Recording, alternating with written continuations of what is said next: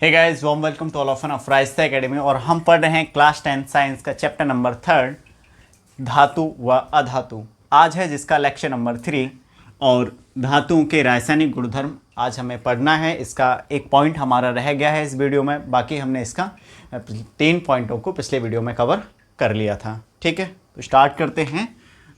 जो इसका पॉइंट रह गया है, अन्य धातु लवणों के साथ धातु की अभिक्रिया।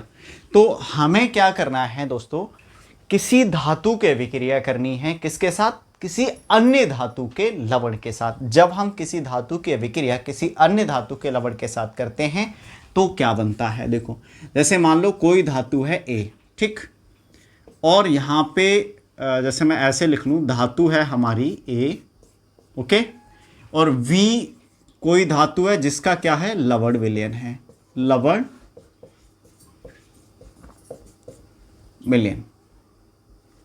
अब बनेगा क्या, देखो ये वाली धातु क्या है, इस वाली धातु के लवण विलयन जो है इसको यहां से रिप्लेस कर देगी, यानी हटा देगी।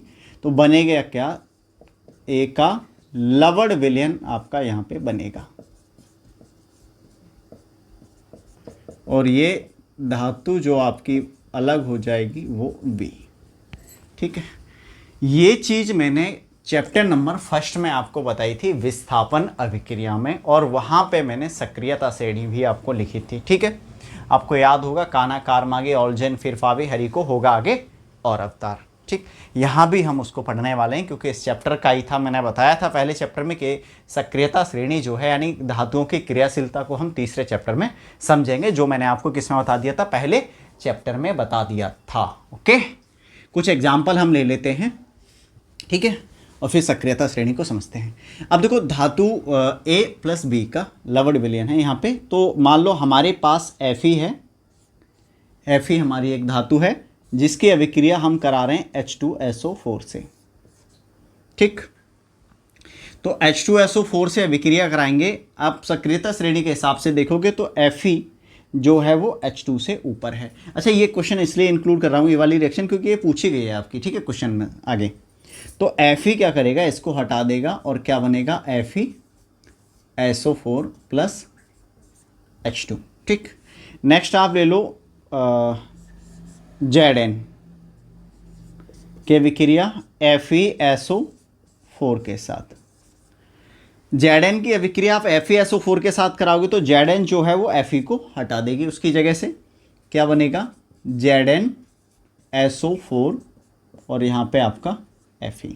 ठीक, अब Zn की अभिक्रिया में कॉपर सल्फेट के साथ और ले रहा हूँ। ओके, यहाँ भी क्या करेगा, Zn कॉपर को उसकी जगह से हटा देगा और उसकी जगह ले लेगा ये। ठीक है, तो अन्य धातु लवणों के साथ जब भी धातु की अभिक्रिया कराई जाती है तो जो अभिक्रियाशील धातु होती है वो कम अभिक्रियाशील धातु को उसकी जगह से हटा देती है, यानी अभिक्रियाशील धातु जो है वो कम अभिक्रियाशील धातु को उसकी जगह से हटा देती है। जैसे ये मान लो Zn क्या है, हमारी Fe से ज़्यादा अभिक्रियाशील। ओके, तो Zn क्या करता है, इस Fe को हटा देगा इसकी जगह से।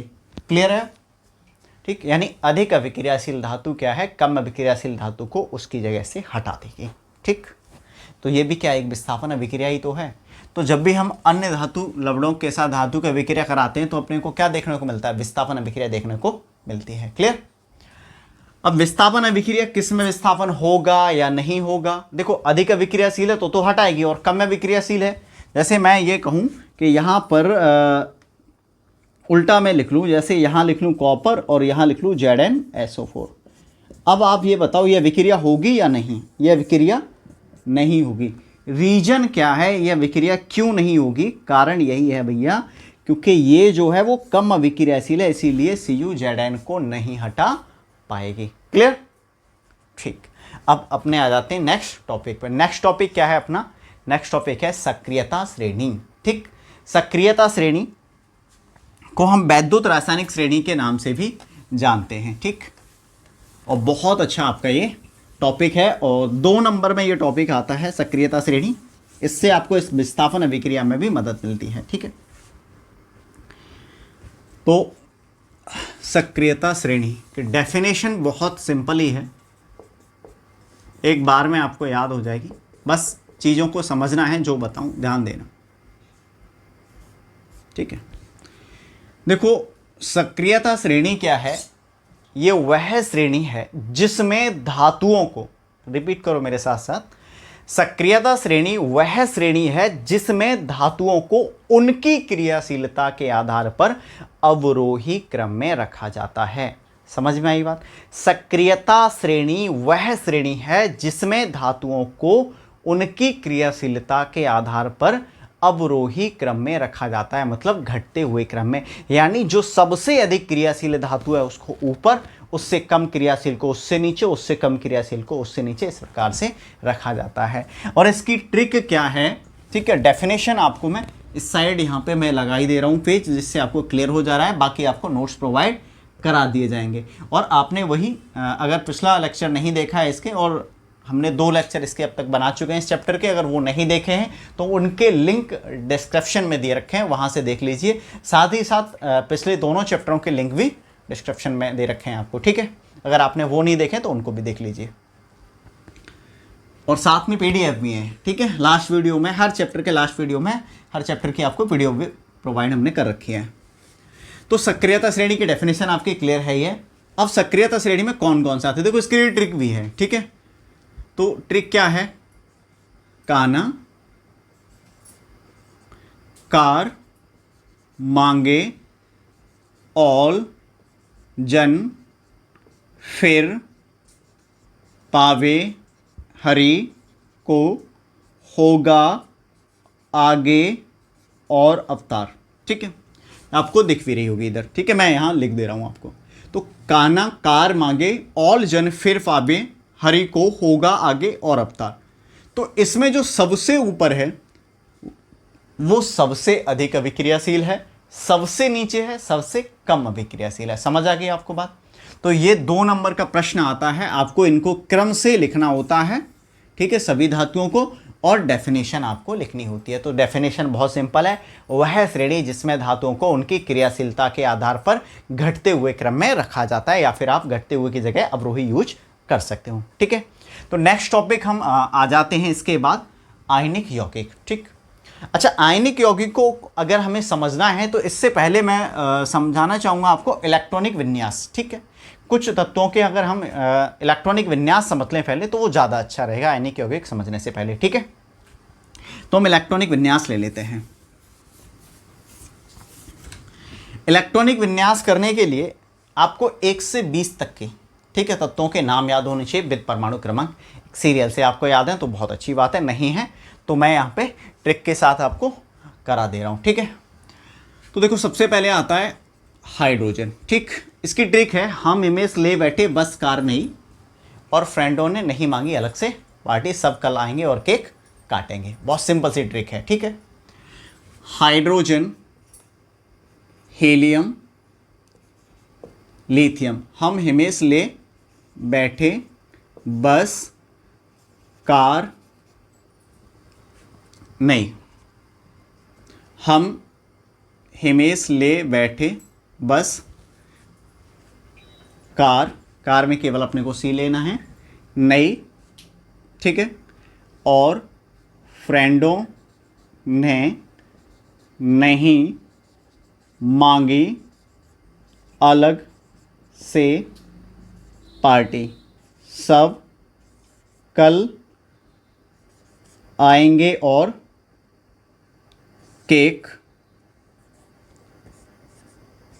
काटेंगे। ठीक, अब ध्यान से समझो, ट्रिक आपकी उधर भी आपको दिख रही होगी, पूरा लिखा हुआ है। यहाँ पे मैं आपको इलेक्ट्रॉनिक विन्यास करके दिखा देता हूँ। 1 2 3 4 5 6 7 8 9 10 11 12 13 14 15 16 17 18 19 और ये 20। ठीक है, तो 1 से लेकर 20 तक के ये तत्व हो गए जिनके परमाणु क्रमांक भी साथ में है और सीरियल से ये सारे हैं। ठीक है, बहुत अच्छे से आप इनको याद कर सकते हो ट्रिक के द्वारा। ठीक, अब इनका इलेक्ट्रॉनिक विन्यास हमें करना है। ठीक, तो इलेक्ट्रॉनिक विन्यास करने के लिए आपको 1-2 चीज़ें बहुत अच्छे से आनी चाहिए। सबसे पहली चीज़ ये है कि ये जो इलेक्ट्रॉनिक विन्यास करेंगे इनको हम रखते हैं, इनके कक्षकों में बांटते हैं, ठीक है। तो 2 8 8 18 18 32 इसका रहता है, लेकिन हमें 20 तक का एक पैटर्न है, बहुत सिंपल सा। पहले कक्षक में आपको इलेक्ट्रॉन रखने हैं 2, ठीक है, यानी आपको पहला दूसरा, पहले में आपको 2, इसमें 8 और यहाँ पे जो बचेगा उसमें शेष, ठीक है।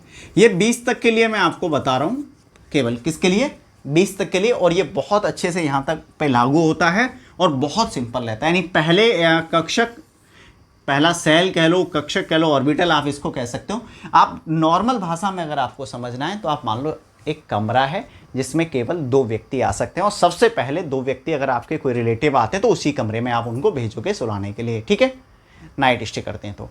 उसके बाद और आते हैं तो फिर आप दूसरे कमरे में, जब दूसरे कमरे में कितने आ सकते हैं, 8 आ सकते हैं, ठीक है, तो उस कमरे में भेज दोगे। जब 8 उसमें कंप्लीट हो जाओगे तो अगला कमरा खोल दोगे, ठीक है, फिर उसमें कंप्लीट हो जाएंगे तो फिर आगे भेज दोगे आप, ठीक।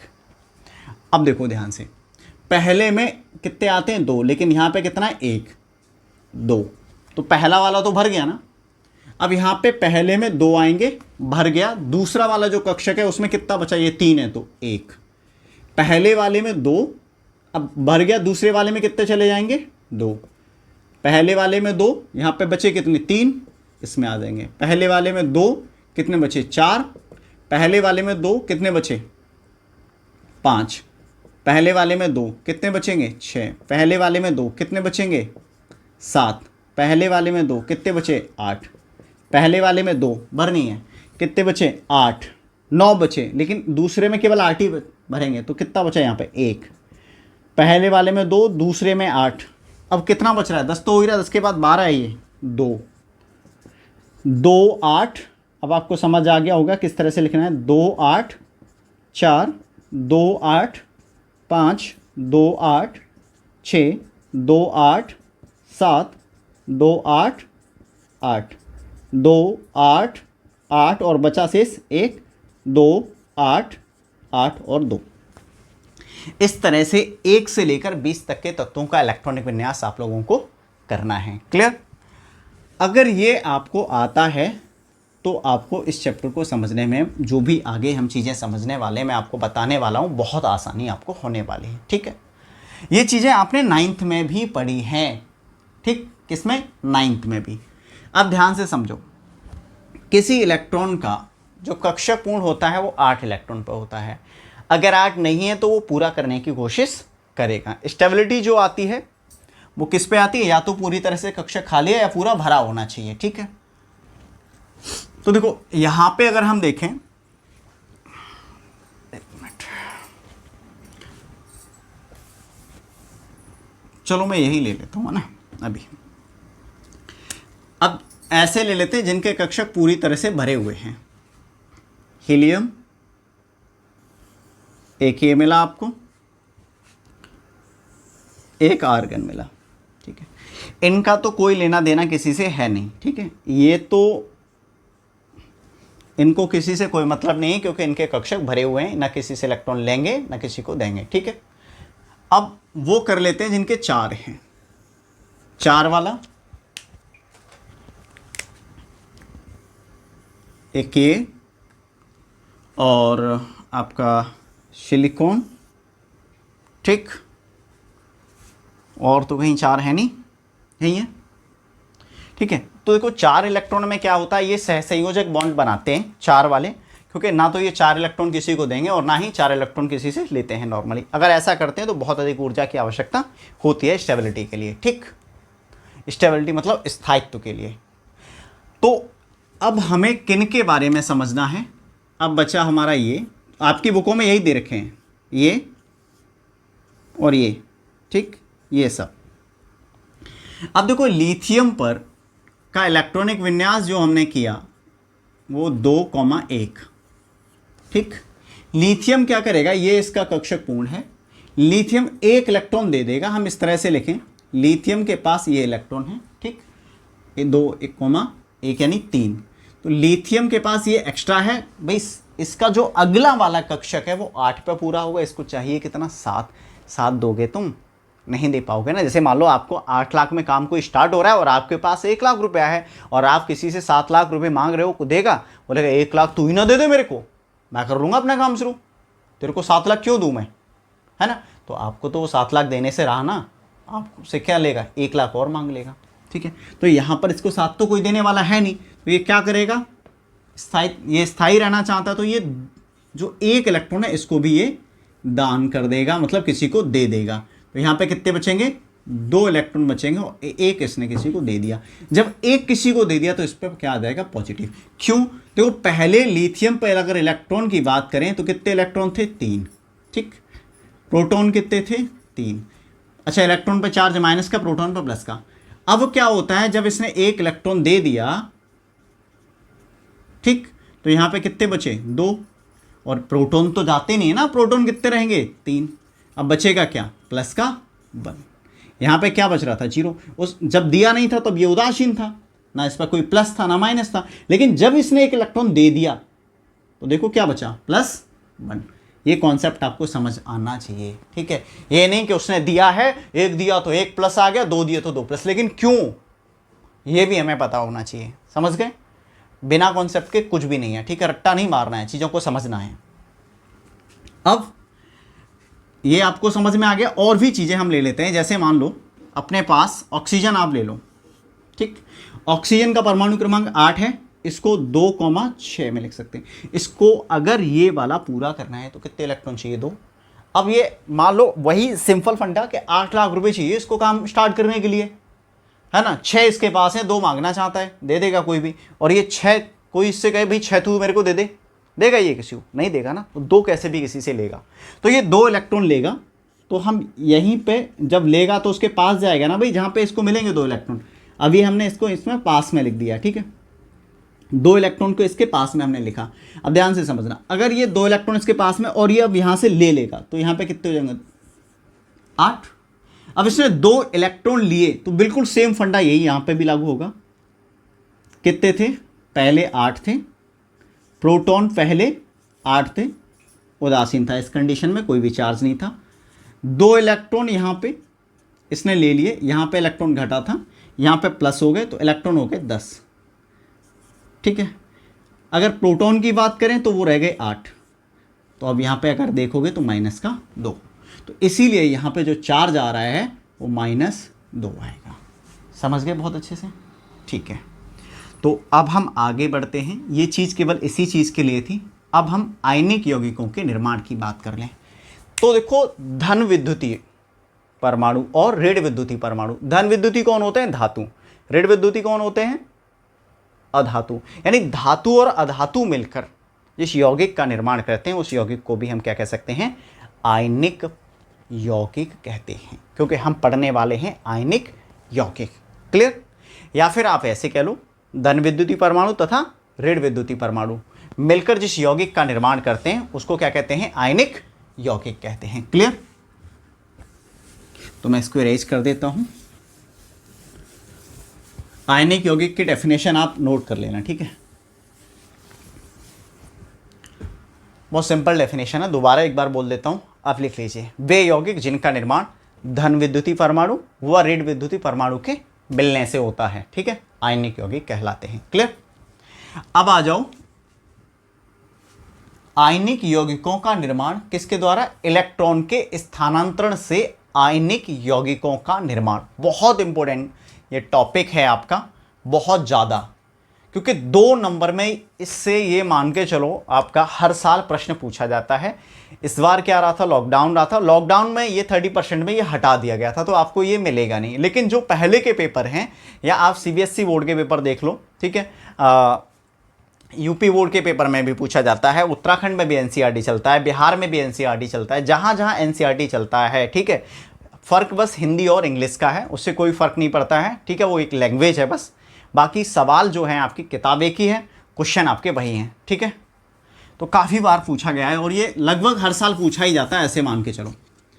इलेक्ट्रॉन के स्थानांतरण से आयनिक यौगिकों का निर्माण कैसे करना है, तो इसके लिए मैं कुछ यौगिक ले लेता हूँ। जैसे मान लो अपने को MgO का निर्माण करना है, ठीक, सबसे पहले MgO ही ले लेते हैं। तो MgO का निर्माण करना, MgO क्या है? मैग्नीशियम ऑक्साइड, ठीक है, इलेक्ट्रॉनों के स्थानांतरण से आयनिक यौगिकों का निर्माण। एक काम करता हूं, मैं पहले हेडिंग भी डाल लेता हूं, ठीक है, तो इससे आपको ध्यान भी रहेगा। इलेक्ट्रॉन के स्थानांतरण से आयनिक यौगिकों का निर्माण, ठीक है। बाकी आपको इधर भी शो करेगा सब कुछ, ठीक है। तो MgO यानी हमें मैग्नीशियम ऑक्साइड का निर्माण करना है, तो मैग्नीशियम ऑक्साइड कैसे बनेगा, ठीक है।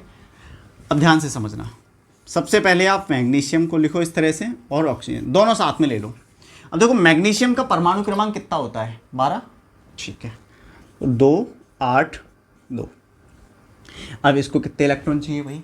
6 चाहिए ना। कोई देगा? नहीं देगा, तो ये क्या करेगा? 2 इलेक्ट्रॉन दे देगा। क्लियर। तो Mg2,8 और ये 2 इलेक्ट्रॉन देगा। जब 2 इलेक्ट्रॉन देगा तो इस पे भाई 2 प्रोटॉन अधिक हो जाएंगे, पॉजिटिव का चिन्ह आ जाएगा। क्लियर। अब आ जाओ यहाँ पे, इसका परमाणु क्रमांक 6, 2,6। अब इसको कितने इलेक्ट्रॉन चाहिए? इसको 2 इलेक्ट्रॉन चाहिए पूरा करने के लिए बाहरी कक्ष। तो यहाँ पे 2 इलेक्ट्रॉन चाहिए, तो ये किसके पास जाएगा भाई? जहाँ पे 2 इलेक्ट्रॉन है वहाँ, तो ये 2 इलेक्ट्रॉन यहाँ से लेगा। अब जब ये 2 इलेक्ट्रॉन लेगा तो आपका यहाँ कितना हो जाएगा? 2,8। जब इसने 2 इलेक्ट्रॉन ले लिए तो इस पर कितना चार्ज आएगा? माइनस का 2 नेगेटिव, ठीक। अब यहाँ तक क्लियर है। इसके बाद यौगिक का निर्माण किस तरह से करते हैं वो चीज़ आप अच्छे से देखो। Mg कितने इलेक्ट्रॉन है बाहरी कक्ष में? 2, ठीक है। अच्छा, कभी कभी क्या आ जाता है, क्वेश्चन ये भी आ जाता है कि इलेक्ट्रॉन बिंदु संरचना लिखिए। जैसे मैग्नीशियम की इलेक्ट्रॉन बिंदु संरचना क्या है, ठीक। तो इलेक्ट्रॉन बिंदु संरचना की जब भी बात करेगा तो आप इस तरह से लिखोगे, ठीक है। और ये भी पूछ लेता है कि MgO का निर्माण कीजिए और इसमें किस पर कौन सा आयन है, ठीक है, कौन से आयन उपस्थित हैं। तो मैग्नीशियम पे 2 पॉजिटिव धन आयन है, इस पर 2 नेगेटिव यानी ऋण आयन है 2, ठीक है। ये भी आप लिख सकते हो इसको। तो ये मैग्नीशियम की क्या है? इलेक्ट्रॉन बिंदु संरचना भी है। अब देखो मैग्नीशियम पर 2 इलेक्ट्रॉन थे, मैंने इस तरह से बना लिए। अब बात कर लेता हूं मैं, नेक्स्ट हमारा ऑक्सीजन है। ऑक्सीजन पे कितने हैं? ऑक्सीजन के बाहरी कक्ष में कितने हैं? 6, 1 2 3 4 5 6, ठीक। अब मैग्नीशियम ने एक यहाँ इसको दिया। अब जब मैग्नीशियम इसको इलेक्ट्रॉन देगा तो इसमें कितने हो जाएंगे? 8 हो जाएंगे। इसका भी पूरा हो जाएगा ये, ठीक है, स्थायी हो जाएगा। अब देखो यहाँ पर क्या लिखेंगे? मैग्नीशियम, इसको आपको बड़े ब्रैकेट में लिखना है और इधर भी आपको बड़ा ब्रैकेट लगा लेना है, O। मैग्नीशियम पे 2 इलेक्ट्रॉन थे, दोनों दे दिए। जब दोनों दे दिए, बाहरी कक्ष में 2 थे, तो यहाँ पे 2 पॉजिटिव आ जाएगा, ठीक। इसने मैग्नीशियम से 2 इलेक्ट्रॉन लिए हैं, 2 नेगेटिव, ठीक। इस पे इलेक्ट्रॉन कितने थे? 6, 1 2 3 4 5 6, 2 इलेक्ट्रॉन लिए। तो आप इनको ऐसे, टोटल कितने हो गए? 8। तो इस तरह से आप इलेक्ट्रॉन के स्थानांतरण से आयनिक यौगिकों का निर्माण दिखा सकते हो। ये 2 नंबर में आपका आता है। क्लियर। 1-2 एग्जाम्पल हम और ले लेते हैं, ठीक, जिसके बाद मैं कुछ आपको करने के लिए दे दूंगा, ठीक है। आप उनको कर लोगे, उन्हीं से सब कुछ आपको एग्जाम में मिल जाएगा। इससे बाहर आपका नहीं जाने वाला है। तो नेक्स्ट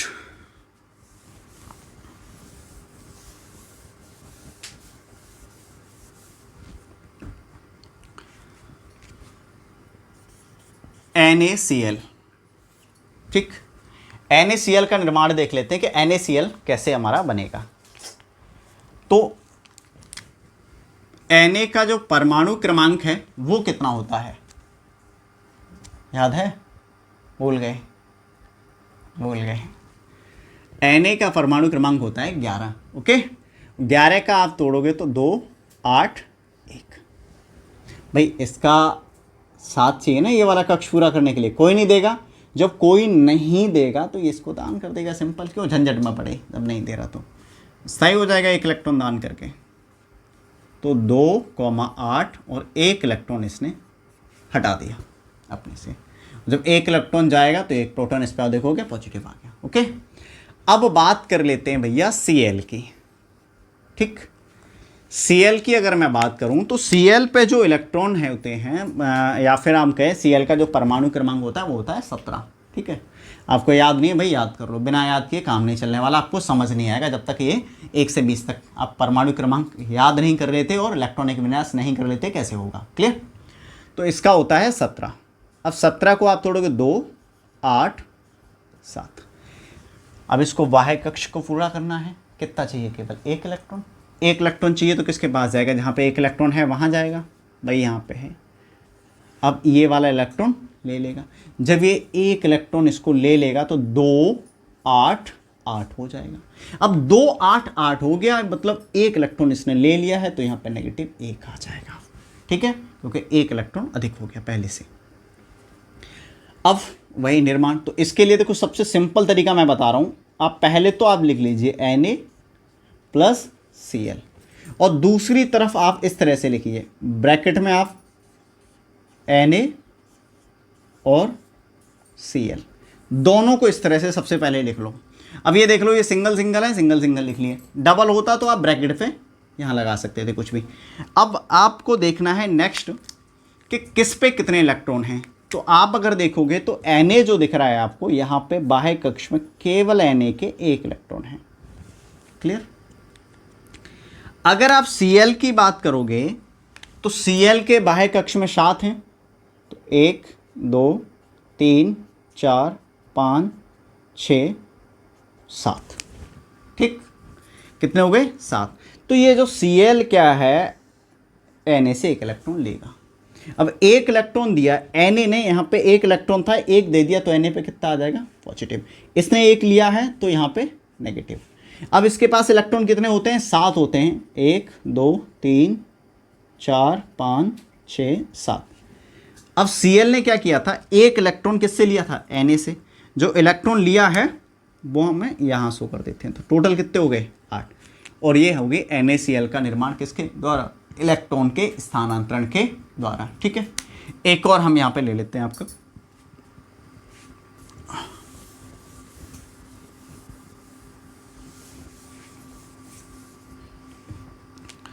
इसको मैं ऐसे ही रहने देता हूँ।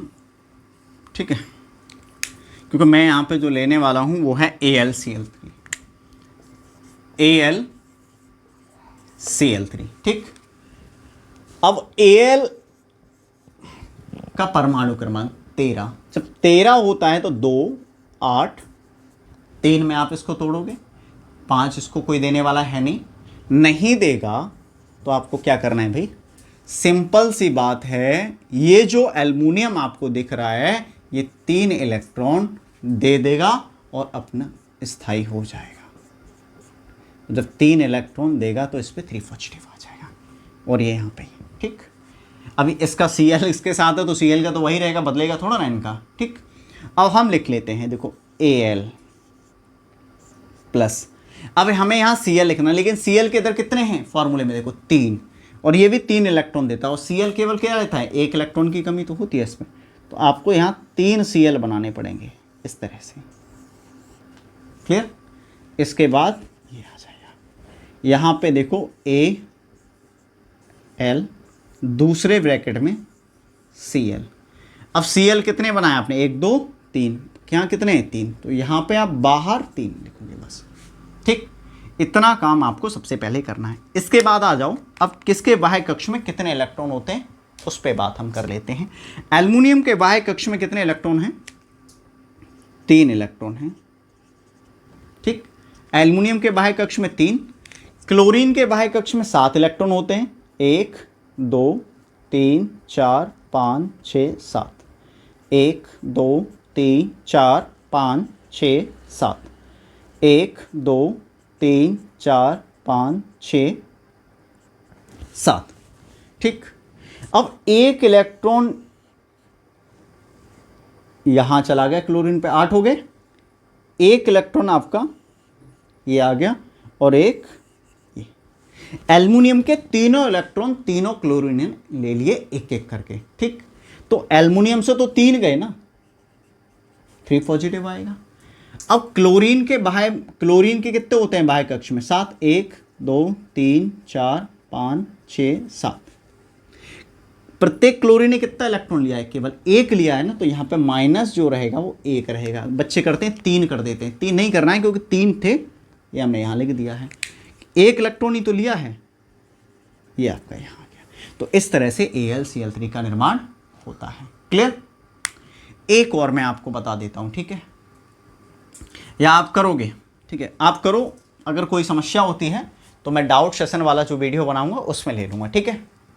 तो मैं आपको करने के लिए दे देता हूँ कुछ क्वेश्चन, आप करके देखना। इसी पैटर्न पे होंगे। Na2O, ठीक है, और MgO2 का हो गया है। आप इसमें और किसका बना सकते हो? Na2O का आपका दे रखा है, MgO हो गया है, MgCl2 ले लो। नहीं लिया हमने MgCl2, AlCl3 लिया है, MgCl2 ले लो आप, और आप ले लो, क्या नाम है, KCl ले सकते हो, CaCl2, ठीक है, इनको बना लो, काफ़ी हैं, ठीक है, इनमें से ही आ जाएगा। और नहीं भी तो आपको अगर ये बनाना आ गया तो कोई सा भी आएगा, आप आसानी से बना दोगे, ठीक। अच्छा, इसमें एक दो चीज़ें और हैं, जैसे मैंने कहा था इलेक्ट्रॉन बिंदु संरचना, जैसे मैग्नीशियम की इलेक्ट्रॉन बिंदु संरचना की मैंने बताई थी, मैग्नीशियम पे 2 है। जैसे किसी के बाहरी कक्ष में जितने इलेक्ट्रॉन हैं उतना ही आप बस दिखा दो।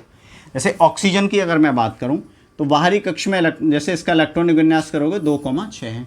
अगर इसकी इलेक्ट्रॉन बिंदु संरचना हमें बनानी है, किसी के साथ आता है, तो क्या बनाओगे आप?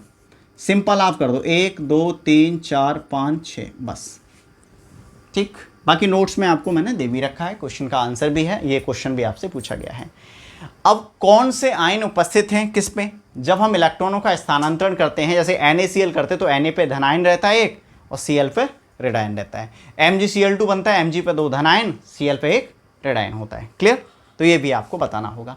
अब जो नेक्स्ट टॉपिक है हमारा आज का, वो है, लास्ट भी है, आयनिक यौगिकों के गुणधर्म, और इससे भी प्रश्न आपका पूछा जाता है, ठीक है। तो आयनिक यौगिकों के गुणधर्म हम समझेंगे। सबसे पहले समझेंगे भौतिक प्रकृति, यानी आयनिक यौगिक जो होते हैं वो किस प्रकृति के होते हैं। आयनिक यौगिकों के गुणधर्म, ठीक है। सबसे पहला है भौतिक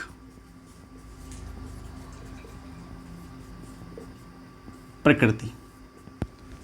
तो जो आयनिक यौगिक होते हैं स्टूडेंट, वो ठोस, ठीक है, और थोड़े से कठोर होते हैं। आयनिक यौगिक कैसे होते हैं? ठोस और थोड़े से कठोर। ये क्षणभंगुर होते हैं, अगर इन पे आप किसी चीज से बार कर दो तो ये टुकड़े टुकड़ों में, जैसे नमक NaCl, नमक पे आप कोई भारी सी चीज डाल दो, नमक का बड़ा सा टुकड़ा है तो किस में हो जाएगा? भंगुर है, छोटे छोटे टुकड़ों में टूट जाएगा। तो आयनिक यौगिक कैसे होते हैं? भंगुर होते हैं। सेकंड नंबर पे जो हमारा है वो है गलनांक व क्वथनांक। इस पे क्वेश्चन बहुत, क्वथनांक, काफी क्वेश्चन इस पे पूछा जाता है। तो आयनिक यौगिकों के गलनांक व क्वथनांक कैसे होते हैं? उच्च होते हैं। कारण आयनिक यौगिकों के बीच में प्रबल अंतर आयनिक आकर्षण बल होता है। क्या? आयनिक यौगिकों के बीच में प्रबल अंतर आयनिक आकर्षण बल होता है, इसलिए आयनिक यौगिकों के गलनांक व क्वथनांक उच्च होते हैं। थर्ड आता है आपका घुलनशीलता। घुलनशीलता, आयनिक यौगिकों की घुलनशीलता। देखो, आयनिक यौगिक जो भी होते हैं ये जल में बहुत अच्छी तरह घुलते हैं, लेकिन पेट्रोल, डीजल, केरोसिन यानी मिट्टी का तेल, इनमें ये अघुलनशील होते हैं, यानी नहीं घुलते, ठीक है।